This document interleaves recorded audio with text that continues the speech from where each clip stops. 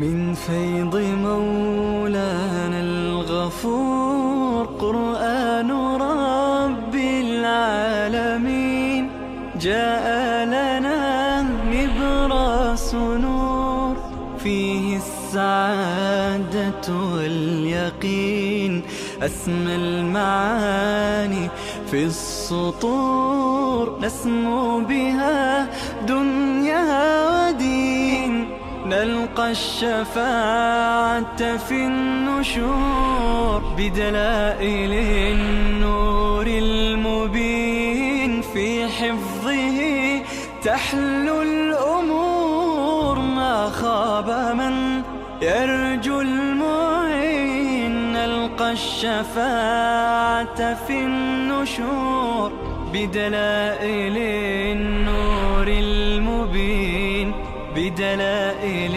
النور المبين.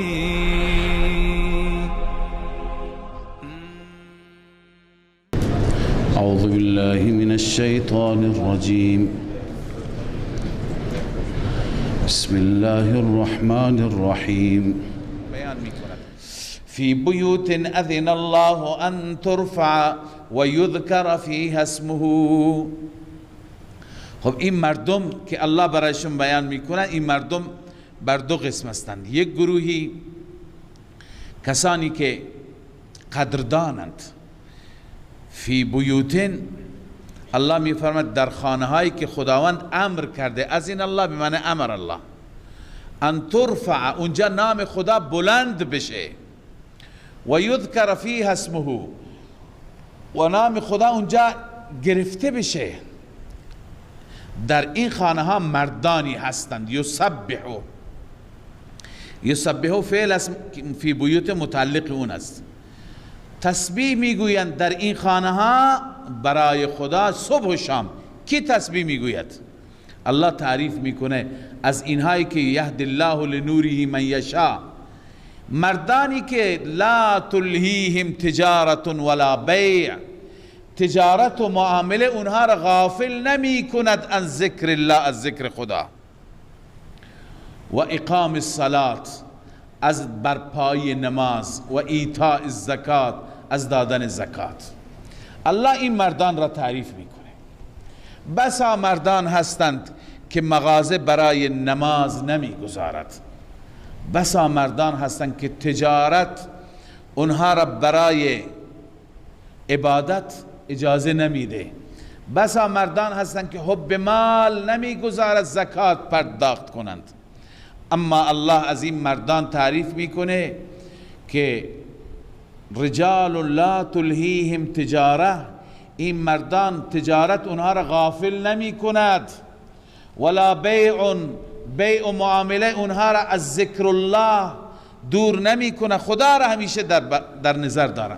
ببینید کسی خدا را در نظر داشته باشد، باز معاملش معامله حرام هم نیست. ذکر خدا به زبانش هست، به قلبش هست. کسی که در دلش خدا باشد معامله ربوی انجام نمیده، معامله حرام انجام نمیده، معامله فاسد انجام نمیده. درست ذکر الله به سبحان الله هم میگویند، اما اصلش اینه که خدا در دل باشد. و این مردان تجارت اونها را از اقامه صلات و ایتاء الزکات باز نمی دارد. این مردان عرض کردم در خانه هایی که خدا دستور داده، یعنی مساجد، که نام خدا بلند بشه، در اون خانه ها همواره تسبیح و تقدیس و پاکی رب را بیان می کنند. این از نظر عملی هست، اما حالت قلبیشون را هم الله بیان می فرماید. در قلبم از خدا می ترسند. الله همه ما را با تقوا و خدا ترس بگرداند. یخافون یوما تتقلب فیه القلوب والابصار، این مردان می ترسند از آن روزی که تتقلب، می گردد در آن روز دلها و چشمها، دلها و چشمها همه متوجه قیامت میشه، همه متوجه الله و حساب و کتاب میشه. الله می فرماید این مردان وقتی که تسبیح الله را در آن خانه ها بیان تسبیح میگویند لیجزیهم الله احسن ما عملوا. الله عزوجل نتیجه و عاقبت این میشه که الله آنها را پاداش میده، احسن ما عملوا، پاداش های نیک اعمالشان را، اعمال زیبا، اعمال خوب، و نه تنها به اندازه عمل میده. الله وعده کرده و یزیدهم من فضله، خدا بیشتر از فضل خودش هم میده، بیشتر از فضل خودش هم میده. این در آخرت است. در دنیا هم اگر کسی مشغول نماز بشه، مشغول دین بشه، تجارتش خراب نمیشه، وعده الله هست. والله یرزق من یشاء بغیر حساب. الله رزق میده هر کسی را که بخواهد بدون حساب، بدون حساب، بی شمار، به کثرت الله میده. پس ببینید کسانی که از نور خوب استفاده میکنند دارای این چنین صفات هستند. اما گروه دوم که از نور محرومند، از ایمان محروم هستند، اونها کفارن. الله تعالی درباره اونها بیان میفرماید. خب این کفار به جهنم میرن در حالی که این کفار عمل نیک انجام دادن. بسیاری از کفار هستند خدمت میکنن، نو دوستند، بشر دوستند، به یتیم، به بیوه رسیدگی میکنن، دلش میسوزد. الله تعالی مثال اعمال اونها را بیان میفرماید. والذین کفروا اعمالهم، کسانی که کفر کردند اعمال صالحه اونها کسراب، مثل سراب هست. سراب میدونید فارسی هم سراب میگه. وقتی که انسان در بیابان قرار بگیرد، ریگستان، بالخصوص جایی که ریگ و ریگستان باشه، بالخصوص آدم تشنه از دور میبیند خورشید بر ریگ میزند، میتابد، درخشندگی ایجاد میشه، فکر میکنه آبه، میره میره میره اونجا میبینه نه اینجا آب نیست، چند کیلومتر اون طرفتر آبه، باز اون یک سراب دیگه هست، از دور مثل آب معلوم میشه. الله میفرماید این کفار اعمالشون مثل سراب است، از دور خوبند، میدرخشند، اما از نزدیک خبری نیست. میفرماید اعمالهم، اعمال صالحهشان کسراب، مثل سرابی هست که بقیعت، قیعه میگویند صحرای بی آب و علف را، در یک بیابان بی آب و علف، یحسبه الظمآن ماء، کسی که تشنه هست میپندارد او را که آب هست، حتی اذا جاءه لم یجده شیئا، حتی وقتی که پیش آن سراب می آید نمییابد اونجا چیزی، و وجد الله عنده، خدا را میبیند. یعنی چی؟ یعنی اون فیصله که خدا کرده همون میشه، از تشنگی میمیرد. و وجد الله عنده، فیصله خدا را میبیند، قضا و قدر خدا را میبیند. بعضی مردم همینطور از تشنگی جان دادن، رفتن دنبال سراب، دنبال بظاهر آب، اما اونجا رفتند آخر از تشنگی تلف شدن. فوفاه حسابه، الله حسابش را کامل میده. والله سریع الحساب، خداوند زود حساب گیرنده است. یا مثال دیگر برای کافر، او کظلمات فی بحر، یا مثال این مثل تاریکی هایی هست که در دریاست. چه دریایی؟ دریایی که لجی، لجی میگه عمیق، بعضی جا عمق آب کمه، 5 متر 10 متر، بعضی جا 1000 متر دریا، لذا اونجایی که خیلی عمیق است. یغشاه موج من فوقه موج من فوقه سحاب، چون اینجا گفت کظلمات، چند تا تاریکی. خب اینجا چند تا تاریکی باید ثابت کنیم. یک تاریکی همون عمق آب است، اون خودش تاریکی می آفریند. تاریکی دیگر که بر این آب موج می زند، وقتی که آب موج بشه آبها روی هم دیگه تاریکتر میشه. تاریکی دیگه اینه که بر این دریا ابری هم سایه بندازد. خب ابر سبب میشه که تاریکی چی بشه؟ بیشتر بشه. لذا یعنی اعمال کفار چنان تاریک است. ظلمات او كظلمات فی بحر، یا اعمال کفار مثل تاریکی هایی است که در دریای عمیقی هست. یغشاه موج، او را می پوشد موجی، من فوقه موج، از بالایش موج دیگه، من فوقه سحاب، از بالایش ابر. ظلمات بعضها فوق بعض، تاریکی هایی هستند که بعضی بر بعضی هستند. چنان تاریک است که اذا اخرج یده لم یکد یراها، هرگاه بخواهد دستش را ببیند، دستش را بیرون کند، حتی دستش را نمی بیند، چنان تاریک است. یعنی این کافر در دنیا چنان در تاریکی به سر میبرد، هیچ نوری نمی بیند، یعنی هرگز هدایت نمیشه. و من لم یجعل الله له نورا فما له من نور، هر کسی که خدا برش نوری قرار نده، برای اون انسان نور هم نخواهد بود. اون انسان در ظلمت و در تاریکی و در ظلمت کده های کفر و شرک میماند. الم تر ان الله یسبح له من فی السماوات والارض. از اینجا ما بعضی از دلایل توحید را، دلایل عقلی را که در این سوره هستند قبلا عرض کردیم که در این سوره ما این خواندیم که داعی توحید به خاطر همین توحید به حریمش حمله میشه، تهمت زده میشه. الان اصل مسئله توحید است.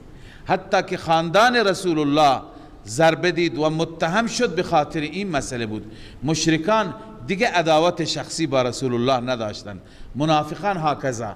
پس الله تعالی اکنون اون توحید را که اصل مسئله هست مطرح می فرماید. الله می فرماید الم تر ان الله یسبح له من فی السماوات والارض. آیا نمی بینی که همانا برای الله تسبیح می گوید هر آن کسی که در آسمان ها و زمین است. هر من به معنی ماست، یعنی هر آن چیزی که تمام آنهایی که در آسمان ها و زمین هستند. و الطیر صافات، و این پرنده که پرهایش را پهن کرده، باز کرده، اینا همه تسبیح خدا میگویند. کل قد علم صلاته و تسبیحه، هر یک از اینها نمازش را هم میداند، تسبیحش را هم میداند. والله علیم بما یفعلون، الله میداند به آنچه که آنها انجام میدهند. ببینید تسبیح مخلوقات چطوره. ما در جای دیگه میخوانیم و این من شیء الا یسبح بحمده ولکن لا تفقهون تسبیحهم. هیچ چیزی نیست که تسبیح خدا نگوید، اما شما تسبیحشون را نمیفهمید. تسبیحاتش را ما نمیشنویم. درخت تسبیح میگه، سنگ تسبیح میگه، کوه تسبیح میگه، زمین، آسمان، خورشید، هر یکی عبادتی دارد، ما نمیفهمیم. امکان داره که تسبیحشان تسبیح قولی هم باشه، چون از بعضی از احادیث ثابت هست. بعضی از همین جمادات در زمان رسول الله ثابت است که بعضی از این جمادات شعور داشتند، حتی تسبیح به زبان می گفتند. در یک روایتی داریم که یه روزی ابو جهل به پیغمبر گفت که اگر تو دانستی که در دستان من چی هست، در دستانش چند تا سنگریزه بود، سنگ کوچک بود، گفت اگر دانستی که در دستان من چی هست، من قبول میکنم، تو پیغمبری، بهت ایمان میآورم. هست که اون پیغمبر خدا صلی الله علیه وسلم گفت که اگر من گفتم نه، اگر همون چی که در دستان تو هست اون اگر به رسالت من گواهی داد ایمان میآوری. گفت اون وقت که مسلمه.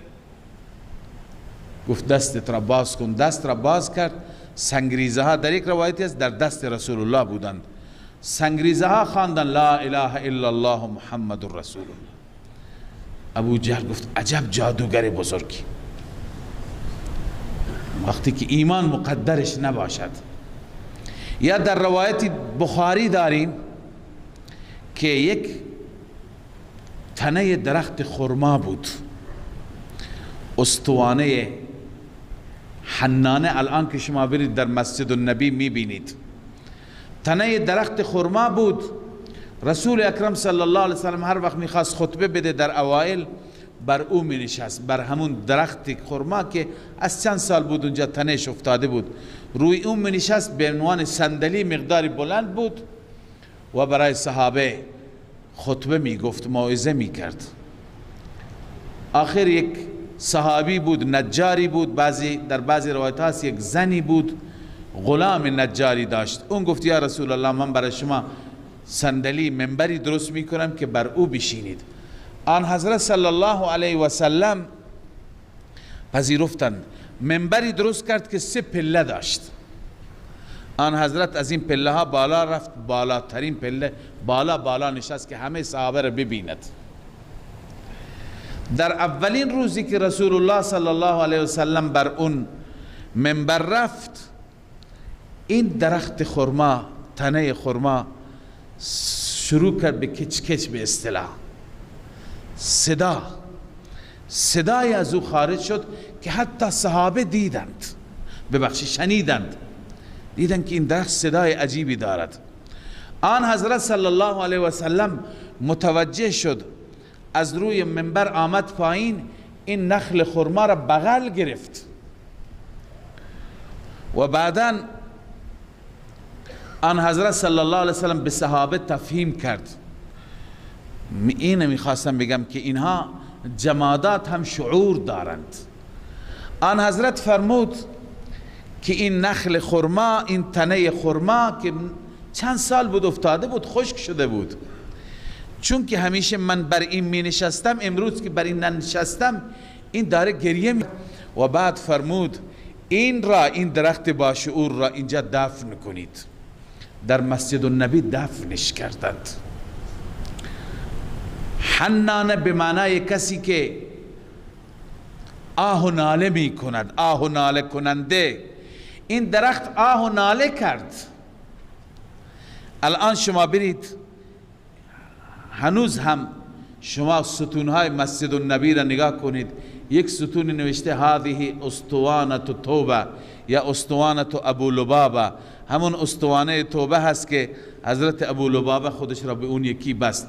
در کنارش به طرف منبر رسول الله، منبر مسجد النبی فعلی، همین جا ستونی هست نوشته هذه اسطوانه حنانه. پای همین ستون اون درخت را دفن کردند. لذا هر چیز شعور دارد، ما نمیفهمیم. داود علیه السلام خواندیم وقتی که میرفت، کوه و پرندگان و بلبل ها باش هم صدا میخواندند، تسبیح میگفتند. بس همه تسبیح خدا را بیان میکنند ولی ما متوجه نیستیم. لذا الله میفرماید کل قد علم صلاته و تسبیحه، هر یکی نمازش را میداند، تسبیحش را میداند. همه مثل ما رکوع بکنند، سجده بکنند، قیام بکنند که نیست. فرق میکنه نماز و تسبیح هر یک. حتی بعضی گفتن نماز خورشید همین گشتنش هست، همین که میگردد این نمازش هست. نماز ماه هم همین ماه، قمر، همین که میگردد عبادت اونها همینه. عبادت کوه ها همینه که دوزانو نشسته مثل حالت قعده هست. عبادت درختان همینه که قیام کرده، ایستاده. عبادت چارپایان همینه که حالت رکوع دارد، گویا در حالت رکوع هست. عبادت خزندگان همینه که به زمین افتاده، گویا حالت سجده دارد. یعنی بعضی گفتند که شاید همین حالتشون عبادتشون است. و بعد گفتم به ما مسلمانان الله چه لطفی کرده که عبادتی داده که مرکب از همه عبادت هاست. ما نماز میخوانیم، توش قیام داریم، توش رکوع داریم، توش سجده داریم، توش قعده داریم، باز طواف بیت الله داریم که مثل خورشید دور زدن است. آنچه که عالم داره عبادت میکنه الله عزوجل خلاصش را به ما عنایت فرموده. بسیاری از بزرگان اهل فلسفه اینه گفتند، والله اعلم. ولله ملک السماوات والارض فقط و فقط برای الله است پادشاهی آسمان ها و زمین و الی الله المصیر، فقط به سوی الله مرجع هست، جای رجوع همه شماست. لذا پادشاه وقتی که او هست باید از پادشاه خواست، نه از گدا. بقیه هر چی باشند خودشون مملوکند، خودشون گدای در او هستند. ما در سوره انبیاء خواندیم همه انبیاء دعا میکردند، از خدا میخواستند. کی از انبیاء بالاتر؟ و زکریا اذ نادا ربه و ظنون اذ ذهب مغاضب فظن ان لن نقدر فنادى في الظلمات لا اله الا انت. ایوب همچنین تضرع کرد، همه انبیاء او را میخواندند. پس پادشاه او است. چرا ما الان بیایم از انبیاء بخواهیم؟ چرا بیایم از پیرها بخواهیم؟ اینا خودشون خدا را ندا میکردند. چرا بیایم از امامان بخواهیم؟ اینها همه خودشان عابدان خدا بودند. پس ما از معبود اینها بخواهیم. الله پادشاه آسمان ها و زمین. یکی از نمونه های تصرف را اینجا خدا بیان میفرماید، اینکه در زمین و آسمان تصرف میکند. مثلا الم تر ان الله یزجی سحابا، آیا ندیدی که الله چگونه یزجی میبرد ابرها را الله عزوجل میراند، میبرد به جلو. ثم یؤلف بینه، سپس ترکیبی درست میکند، تألیفی درست میکند از ابرهای دیگه. هم یک ابری از اونجا میاد، یکی از این طرف، این ابرها میشن با هم همراه میشند. ثم یجعله رکاما، سپس این ابرها را الله سر به سر میکند. فتر الودق یخرج من خلاله، میبینی قطره را، باران را که خارج میشه از وسط این ابرها. و بعد باران به تندی شروع میکند. و ینزل من السماء من جبال، نازل میشه از آسمان یعنی از کوها، یعنی بر کوها نازل میشه. فیها من برد، در اون کوها تگرگ هست، ژاله هست. فیصیب به من یشاء و یصرفه عن من یشاء. بعدا رعد و برق شروع میشه، باران شروع میشه، تگرگ شروع میشه. اول یک ابر معمولی بود، یکی از این طرف آمد، یکی از اون طرف آمده. همین تصرفات، همینی که خدا هر چی میخواد میکنه. الله میفرماید فیصیب به من یشاء، این تگرگ یا این رعد، این برق میرسد به مال هر کسی، به جان هر کسی الله بخواد. و یصرفه عن من یشاء، باز میدارد از مال و جان هر کسی که بخواهد. یکاد سنا برقه یذهب بالابصار، نزدیک است که درخشش برق آسمان چشمها را از بین ببرد. یعنی چنان درخشندگی ایجاد میشه، چنان رعد و برق که امکان داره چشم انسان بینایی خودش را از دست بده. اینا همه نمونه ها هستند. نمونه دیگر، یقلب الله اللیل و النهار، خداوند شب روز را سرنگون میکند، میغلطاند، عوض میکند. شب را میغلطاند، روز میآورد، روز را میغلطاند، شب میآورد. ان فی ذلک لعبرة لأولی الابصار، در همه اینها، در مجموعه اینها عبرت است، نشانی هست برای عقلمندان، برای اولی الابصار. والله خلق كل دابة من ماء. باز الله عزوجل دلیل سوم را برای اثبات توحید بیان میفرماید. الله میفرماید هر دابه را، هر موجود زنده را از آب درست کرد. یعنی همه حیوانات به شمول انسان از قطرات آب هستند، قطرات منی. فمنهم من یمشی علی بطنه، بعضی ها اونهایی هستند که بر شکم راه می روند. و منهم من یمشی علی رجلین، بعضی ها هستند که بر دو پا می روند مثل انسان. و عرض کنم که طیور، مرغها. و منهم من یمشی علی اربع، بعضی آن هستند که بر چار پا می روند. الله به هر صورتی که خواسته، یخلق الله ما یشاء، الله هر چی بخواد پیدا می کند. چنین عجوبه های گاهی انسان می بینه تا حالا ندیده. تو این جنگل ها هستند، تو کشورهای دیگه، تو افریقا، حیوانات عجیبی. اذا الله هر چی که میخواد درست می. ان الله علی کل شیء قدیر، الله بر هر چیز تواناست، بر هر چیز قادر است. لقد انزلنا آیات مبینات، باز یادآوری میکنه این آیات روشن را ما نازل کردیم که شما هدایت بشید، لذا بیایید هدایت را، دین را از این آیات بگیرید. والله یهدی من یشاء الی صراط مستقیم، الله هدایت میکند هر کسی را که بخواهد به صراط مستقیم، به راه راست. حال الله عزوجل زجر و توبیخ بر کفار بیان میفرماید که بظاهر میگن ما اطاعت پیغمبر میکنیم، بعدا به سوی کفر میروند. و یقولون آمنا بالله و بالرسول و اطعنا، میگویند ما ایمان آوردیم به الله و به رسول و اطاعت کردیم از ته دل. ثم یتولا فریق منهم من بعد ذلك، سپس پشت میدهد، اعراض میکند گروهی از آنها بعد از این ادعا. و ما اولئک بالمؤمنین، اینها مؤمن نیستند، اینها مسلمان نیستند. نمونه تولی، نمونه اعراض. و اذا دعوا الى الله و رسوله، هرگاه فرا خوانده بشوند به سوی الله و رسول خدا، لیحکم بینهم، تاکه فیصله بکند، داوری بکند بینشان. اذا فریق منهم معرضون، یک گروهی اعراض میکنه، خدا کنه که ما از اینها نباشیم. اینجا صفات منافقین بیان شده، یعنی زمانی پیش خدا و رسول می آیند، زمانی برای داوری پیش رسول الله می آیند که بدانند که به نفعشون فیصله میشه، اگر بدانند که به ضررشون فیصله میشه نمیاد. خیلی از ما هم هستیم اول از درباره شریعت میپرسیم، سوال میکنیم که اگر ما به شریعت بیاییم ملامت نمیشیم؟ اگر بدونه که ملامت میشه به شر نمیاد، میگه کت خدا منشی میکنیم، عرفی میکنیم. اونجا سعی میکنه که با چند تا بازاری یا معتمد بسازه یا به نوعی برطرف فشار بیاره و مغلوبش کنه. اما اگر بدونه که حق با او هست میاد. این صفت نفاق است، صفت خوبی نیست.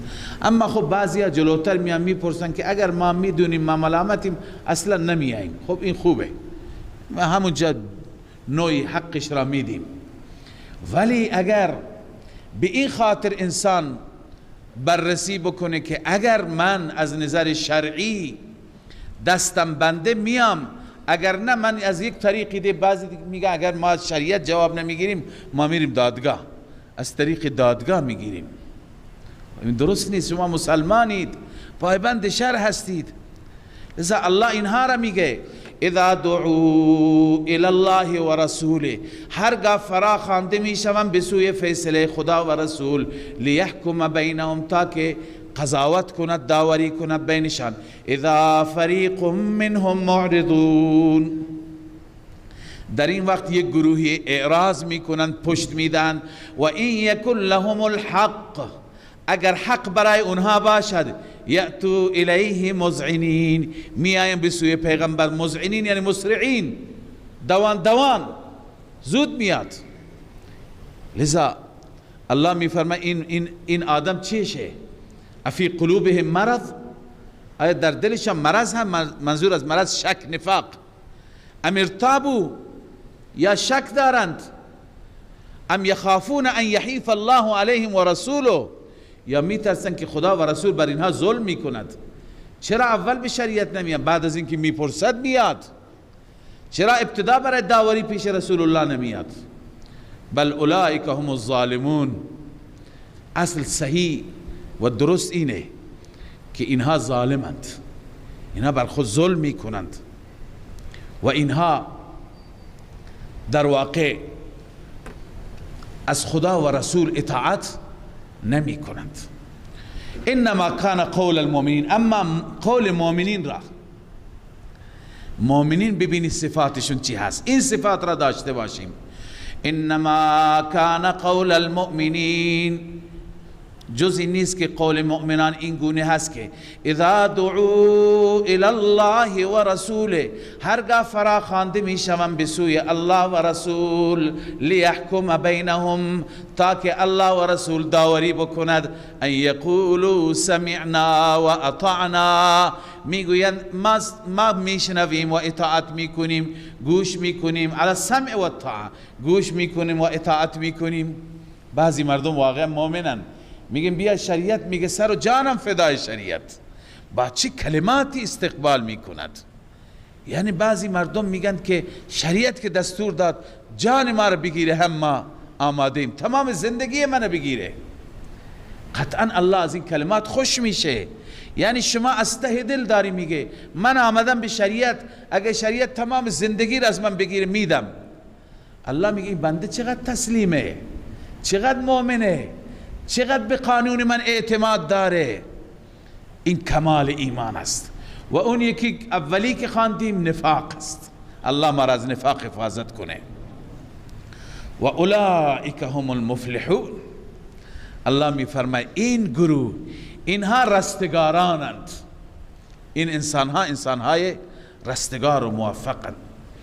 و من یطع الله و رسوله و یخشى الله و یتقه، این علت است. علت این است که هر کسی اطاعت کند الله را و رسول را. این آیه یکی از جوامع الکلم است.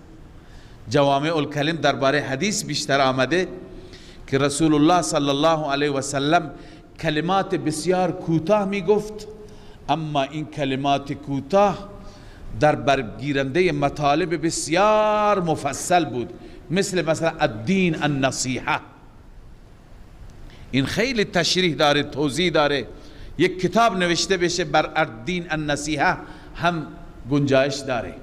لذا رسول الله کلمات مختصر میگفت. یکی از معجزات رسول الله است و یکی از خصائص و ویژگی هاست که کلمات مختصر میگفت، معنای بسیار مفصل و جامع داشت. این آیه همین شرایط را داره و همه آیات قرآن مجید، بالخصوص این آیه 4 کلمه هست، یک خط است، اما تمام دین در همین جمع شده. درباره فضیلت این آیه آمده که در زمان خلافت عمر فاروق رضی الله تعالی عنه، روزی امیر المؤمنین عمر فاروق با صحابه در مسجد النبی نشسته بودند، دیدن یک مرد ناشناسی آمد که مال مدینه نیست. فریاد زد که این امیر المؤمنین، امیر المؤمنین کجاست؟ تعجب کردند که این از بیرون آمده برای امیر المؤمنین نمیشناسه. هم بلند شدند گفتند که حضرت عمر فرمود که چی میگی؟ من هستم. گفت که ابسط یدک فلابایعک، دست را به طرف من بیار که میخوام بیعت کنم، بیعت بر اسلام، میخوام مسلمان بشم. مسیحی بود. حضرت عمر رضی الله تعالی عنه بلا درنگ باش بیعت کرد، دست بیعت بهش داد. بعد از اینکه کلمه را خواند مسلمان شد، پرسیدن چگونه بدون مقدمه آمدی برای بیعت، انگیزه چیه؟ گفت من اهل روم هستم، از روم دارم میام، اونجا بعضی از اسرای شما را دیدم. یکی از اسیران این قرآنی که بر پیغمبر نازل شده داشت تلاوت میکرد، یک آیه خواند، این یک آیه مرا به خود جلب کرد.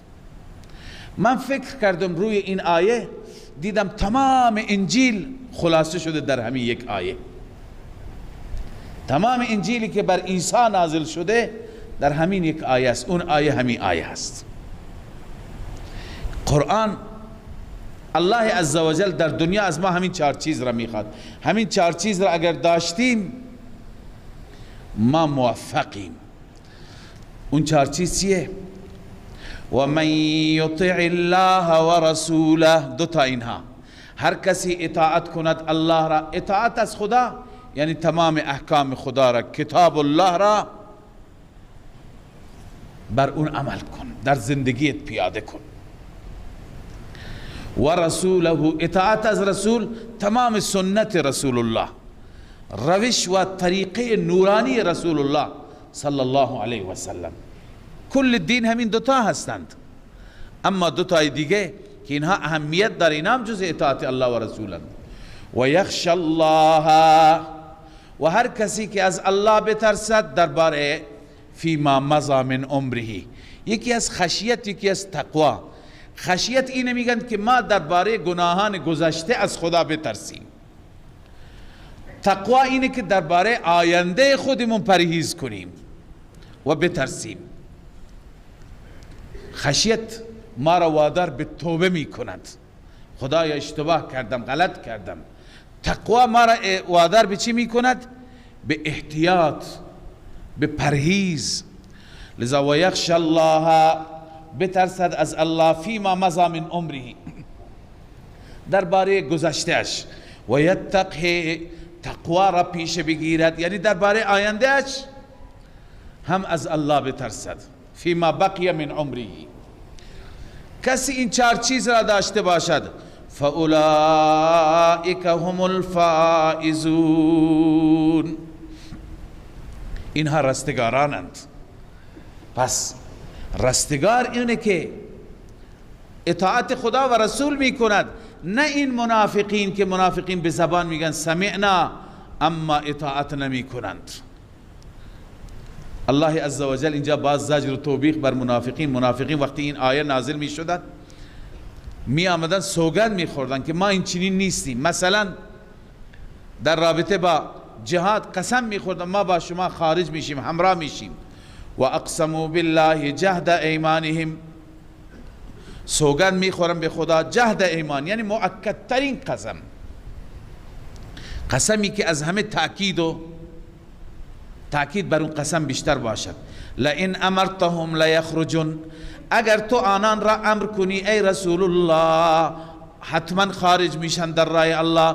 الله می فرماید قل لا تقسموا، به آنان بگو سوگند نخورید، قسم نخورید. طاعت معروفتون، طاعت معروفتون یعنی چه؟ یعنی طاعتکم معروفتون، اطاعت شما معروف است. یعنی هر کس میداند، مفسرین نوشتن لأن طاعتكم طاعت معروفة بأنها واقعة باللسان، هر که میدانه که طاعت شما طاعت زبان است فقط، من غیر مواطات من القلب. روح المانی، بغیر از این که با این طاعت شما قلب همراه باشد. ان الله خبیر بما تعملون، خداوند خوب خبر دارد به اعمالتان، از نیاتتان، از همه چیز میداند. قل اطیعوا الله و اطیعوا الرسول. خلاصه اینه اگر میخوای مسلمان بشید به صورت واقعی اطاعت خدا و اطاعت رسول بکنید. فان تولوا فانما علیه ما حمل و علیکم ما حملتم. ای رسول الله تو نگران نباش، اگر اونها اعراض کردند، اونها پشت دادند، خب بر رسول الله است وظیفه خودش را انجام بده که انجام داده. فانما علیه ما حمل، جزی نیست که بر پیغمبر است آنچه که از سوی خدا تحمیل شده به او. بر پیغمبر، بر دوش پیغمبر چی حمل شده؟ تبلیغ. پایین حمله بنویسید یعنی تبلیغ. بر پیغمبر است تبلیغ. و علیکم ما حملتم، بر شماست اون چیزی که شما حمل شدید، به شما دستور داده شده، به دوش شما گذاشته شده. یعنی چه؟ بنویسید اطاعت. یعنی بر پیغمبر تبلیغ است، بر شما اطاعت است. و این تطیعوه تهتدوا، اگر او را اطاعت کنید هدایت میشید. اما اگر نکردید خودتون ضرر میکنید. پیغمبر ضرر نمی کند. وظیفه پیغمبر چیه؟ و ما علی الرسول الا البلاغ المبین، بر رسول ما نیست مگر رساندن آشکارا واضح، بدون پرده، شفاف مسئله را به شما برساند. اما اگر اطاعت کردید این مژده برای شما هست، بشارت دنیوی.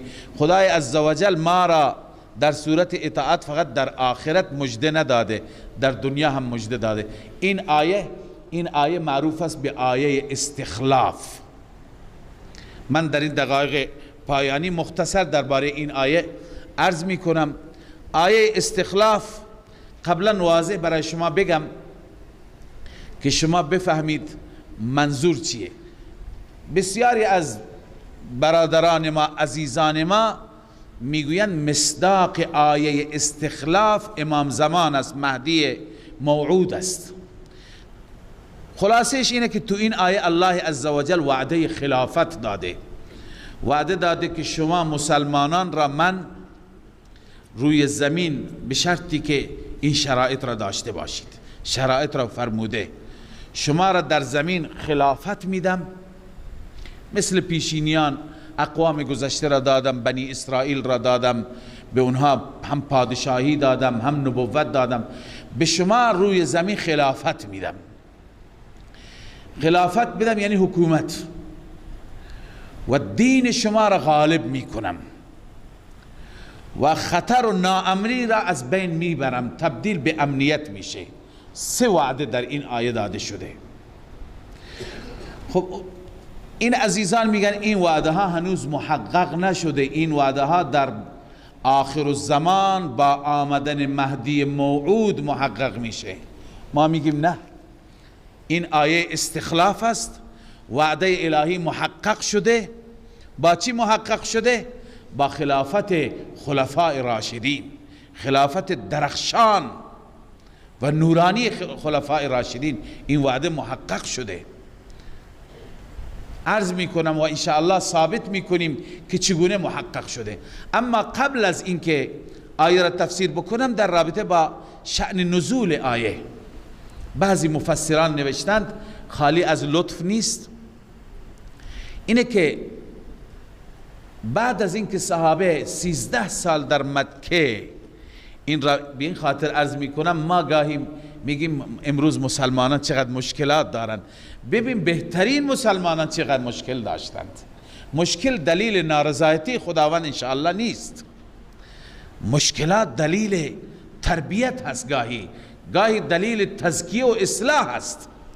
لذا صحابه در 13 سال مکه چه رنج کشیدند شما شنیدید.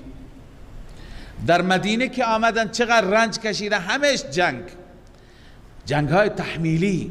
هر روز مشرکان توطئه می کردند، هر روز آمادگی می کردند. صحابه شهید شدند، 70 نفر در احد شهید شد، 70 از حافظان و قاریان در موته شهید شدند، در غزوات مختلف شهید شدند. و خندق را، احزاب را که انشاءالله اگر خدا بخواد فردا سوره احزاب را شروع می کنیم، بعد از اینکه این تمام بشه، احزاب را جمع کردند، محاصره کردند مدینه را و چه به سر صحابه آوردند. بعد از احزاب اونجا هرقل آمادگی کرد. در آخرین روزهایی که رسول الله صلی الله علیه وسلم در این دنیا بود، سال 9 هجری، رسول الله باز لشکری برداشت که خواندیم جیش الاسره در سوره توبه. با چه سختی های اونجا رفتن، همه اش جنگ، همه اش شمشیرها به دست، آماده باش، نماز خوف، حتی اجازه نداشتن شمشیر به زمین بگذارند. یک روز صحابه گفتن یا رسول الله، آیا زمانی میشه که ما اسلحه را به زمین بگذاریم، نه اینکه مثل ما برای پیکنیک بریم و برای کباب، راحت عبادت ربمون را بکنیم با اطمینان خاطر، با آرامش، با امنیت. آیا چنین روزی پیش میاد؟ آن حضرت صلی الله علیه و سلم چیزی نفرمودند تا این آیه نازل شد. الله وعده کرد که من به شرط ایمان و عمل صالح من 3 چیز به شما میدهم. خب اون 3 چیز چی هستن؟ اول این بشارت دنیوی، دوم ان الله لا یخلف المیعاد، خداوند خلاف وعده نمی کند.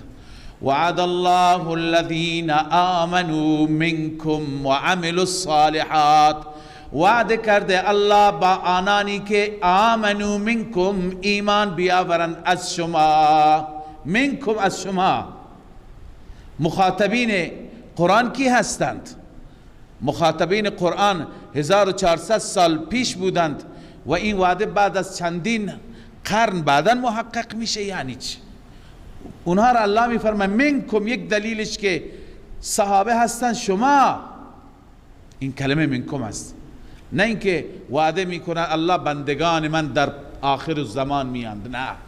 و عملوا الصالحات، آنانی که ایمان بیاورند از شما و عمل صالح انجام بدن.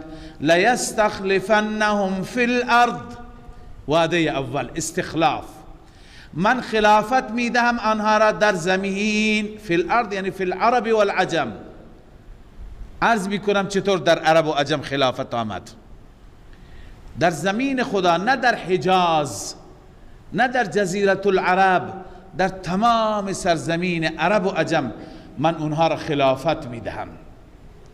کما استخلف الذین من قبلهم، همان گونه که خلافت داد الله کسانی را که قبل از اینها بودند. قبل از صحابه پیشینیان کیا بودند؟ انبیا بودند. مثلا حضرت داوود خلافت داشت، یا داوود انا جعلناک خلیفة فی الارض.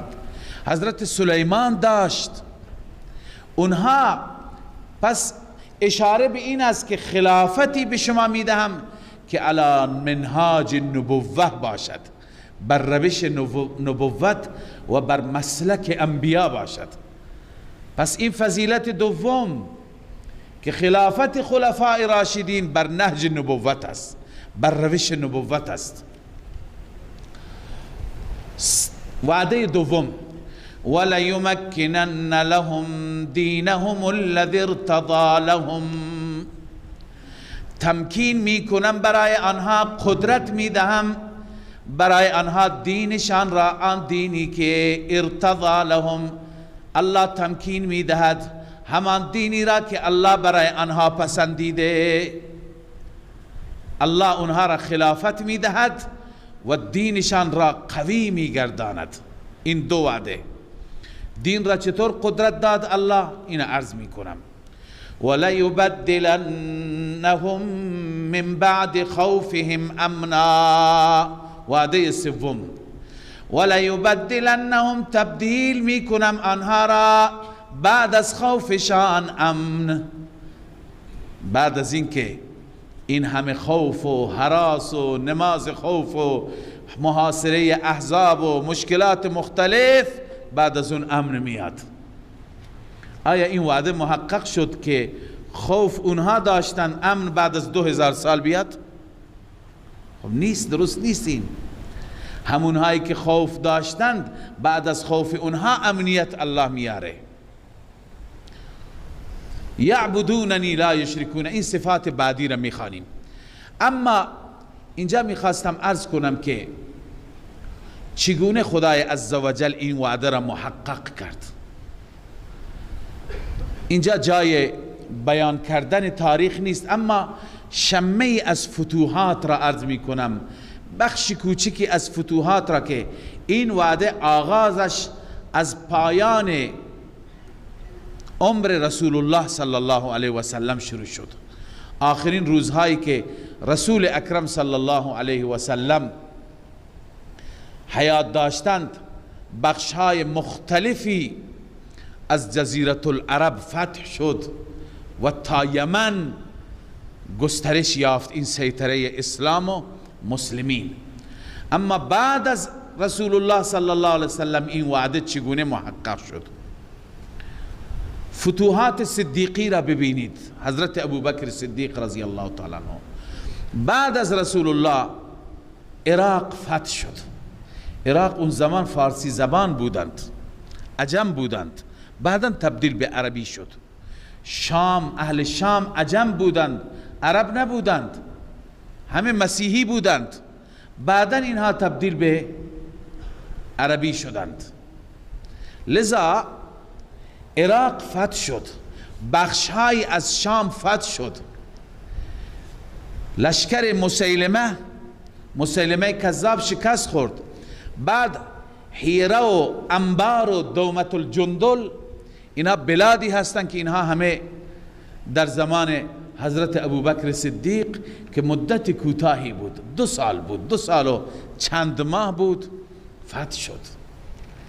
بعد از آن در زمان عمر فاروق رضی الله تعالی عنه، این شیرمرد تاریخ، فتوحات عمری را وقتی که نگاه میکنیم، ادامه بلادی که حضرت ابوبکر صدیق رضی الله تعالی عنه فتح کردن، بلادی مثل بلاد عجم در ایران رام هرمز، همدان، ری، جرجان، گرگان، آذربایجان، کرمان، سجستان، مکران و همچنین مدائن، قادسیه، نهاوند، اینا همه در بلاد فارس بودند.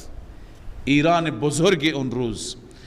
و غیر از ایران در شام، دمشق، حمص، قنسرین، فیساریه، قدس، اینها در شام فتح شدند.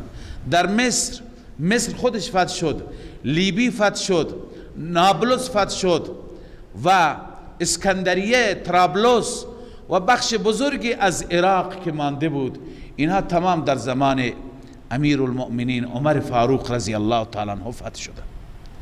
و باز در زمان سیدنا عثمان رضی الله تعالی عنه، عمر 10 سال و اندی خلافت کرد، سیدنا عثمان 12 سال. فتوحات عثمانی سبحان الله در مشرق زمین فراتر رفت از ایران. تبرستان، توس هنوز فتح نشده بود، توس، نسع، سرخس، قهستان که تقریبا قهستان بلاد بیرجند هستند، کابل، هرات، بادغیس، جوزجان، تخارستان، فاریاب، مرو، اینها در این بلاد شرق فتوحات حضرت عثمان بود. و در شام بعضی بلاد که مانده بودند و قبرس، فلسطین و بخشی از بلاد مصر هم مانده بود و همچنین آفریقا، اینها در زمان سیدنا عثمان رضی الله تعالی عنه فتح شدند.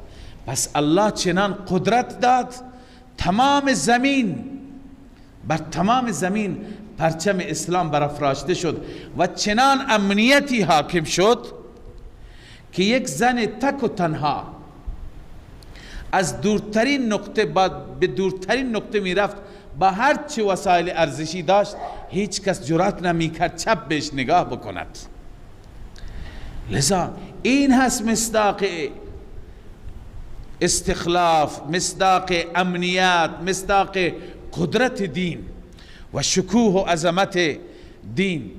اما متاسفانه جلوی این شکوه گرفته شد با ناسپاسی. خدا هم اینجا گفته و من کفر بعد ذلك فاولئک هم الفاسقون. اگر کفران کردید، اگر ناسپاسی کردید، فاسقید، اون وقت جلوی نعمت گرفته میشه. علماء تفسیر نوشتند که ناسپاسی کردن اون فاسقانی که عثمان رضی الله تعالی عنه را شهید کردند. بعد از اون جلوی فتوحات در زمان خلفاء راشدین گرفته شد. مع الاسف در زمان سیدنا علی ابن ابی طالب رضی الله تعالی عنه، با وجودی که ایشون خلافتشون هم از خلافت علی منهاج النبوت هست، از خلفاء راشدین هستند، از نظر ما ایشون هم یکی از خلفا هستند که ما تغییر نمی کنیم، با جان و دل قبول داریم و در تمام جریانات و اختلافاتی که در زمان ایشون شد، ایشون را ما بر حق می دانیم و بر مسیر صحیح می دانیم با وجود تمام این اوصاف. اما به خاطر همین ناسپاسی هایی که بعضی یاغی ها و باغی ها کردند، جلوی فتوحات گرفته شد. در زمان 4 سال ایشون بیشتر وقت صرف شد با درگیری های داخلی و به پیش نرفت. بعد از ایشون وقتی که ایشون را شهید کردند و سیدنا حسن رضی الله تعالی عنه، ایشون را مجوسی ها شهید کردند، ایرانی های مجوسی اون روز، و سیدنا حسن رضی الله تعالی عنه با معاویه رضی الله عنه صلح کرد و قرار شد که اختلافات مسلمانان کنار گذاشته بشه و این ایثار و از خود گذشتگی بزرگ به نام سیدنا حسن ابن علی رضی الله عنهما ثبت شد. بعد از اون فتوحات به پیش رفت. معاویه بلاد مختلفی از اندلس را، قسطنطنیه را، بخشای از اروپا را سیدنا معاویه رضی الله تعالی عنه فتح کرد و فتوحات ادامه یافت در زمان بالاخره اموی ها و بعداً به اون طرف تاریخ نمیریم. تا همین جا ما بحث خلفای راشدین داریم، با بقیه کار نداریم. اما در زمان سیدنا معاویه رضی الله تعالی عنه، ایشون هم یکی از صحابه هست و ما باید صحابه را دوست داشته باشیم. لذا فتوحات به پیش رفت. پس این وعده تحقق این وعده در واقع با خلفای راشدین است. با این تفصیلی که بنده عرض کردم، عبارت تفسیر خازن را هم بخوانم. قال اهل التفسیر، علماء تفسیر میگه اول من کفر بهذه النعمه، اولین کسی که این نعمت را ناسپاسی کرد و جحد حقها و این حقش را ضایع کرد و انکار کرد، الذین قتلوا عثمان، اونهایی که عثمان مظلوم را شهید کردند. فلما قتلوه غیر الله ما بهم، زمانی که عثمان را شهید کردند الله احوال را تغییر داد، امنیت تبدیل به ناامنی شد، وحدت تبدیل به اختلاف فی ما بین شد. لذا بعد از اون هرج و مرج شد و ادخل علیهم الخوف حتی صاروا یقتلون بعد ان كانوا اخوانا، بعد از اون خوف آمد، بعد از اینکه برادر بودند همدیگر را کشتند. بسیاری از صحابه، بسیاری از بهترین ها از عشره مبشره مثل طلحه و زبیر که مژده بهشت به اونها داده شده بود، در همین جنگ ها شهید شدند. لذا متاسفانه این کفران نعمت به وسیله مسلمان نماها باغیها و یاغیها شد. لذا الله صفات این خلفا را بیان می فرماد که این خلفا موحدند، یک تا پرستند. یعبدوننی لا یشرکون بی شیئا، اینها دارای این صفات هستند بعد از اینکه به خلافت میرسند فقط و فقط مرا عبادت میکنند. فرصت نیست در باره عبادت اینها هر یکی پیکر و اسوه عبادت و تقوا بودند، خدا ترسی بودند، شب تا صبح گریه میکردند، گویی که اینها درویش بودند، اینها خلیفه و پادشاه نبودند. لذا این از اوصافشان، یعبدوننی لا یشرکون بی شیئا، فقط مرا عبادت میکنند، با من هیچ چیزی را، هیچ کسی را شریک نمیگیرند. و من کفر بعد ذلك فاولئک هم الفاسقون. الله میفرماید هر کسی که کفران کرد، ناسپاسی کرد، ناشاکری کرد، بعد از این جز گروه فاسقین هست. الله عزوجل همه ما را از فسق و از ناسپاسی و ناشاکری حفاظت بفرماید.